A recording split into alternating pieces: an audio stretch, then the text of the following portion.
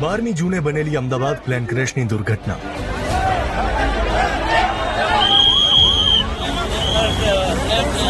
કોલસો બની ગયેલો પ્લેનનો કાટમાળ. ધુમાડાના ગોટા.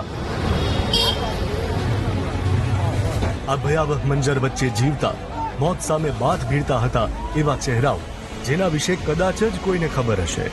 આજે સન્ડે બિગ સ્ટોરીમાં મળીએ એવા અનસંગ હીરોઝને જેમણે દુર્ઘટનામાં એક ક્ષણ વિચાર્યા વિના પોતાનો જીવ રેડી દીધો.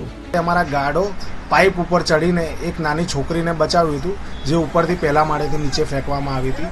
એના પછી એક લેડીઝ હતા એમને પણ પહેલા માળેથી નીચે ફેંકીને બચાવ્યા હતા. રસ્તો બંધ કરી દીધો એક સાઈડનો. ટ્રોમામાં આવ્યા તો ત્યાં બી અસંખ્ય ભીડ હતી તો ત્યાં બી અમે થોડું કવર કર્યું. મેં જે દ્રશ્ય જોયું છે એ જનરલ વર્ણન થાય એવું છે નહીં. જે સ્થિતિનું વર્ણન પણ નથી કરી શકતા એ રાજેશભાઈ પટેલે જ 7 મહિના પ્રેગ્નન્ટ જીનલ પટેલનો મૃતદેહ ઊંચક્યો હતો જેના ખોળામાં બાળ ગોપાળની મૂર્તિ હતી.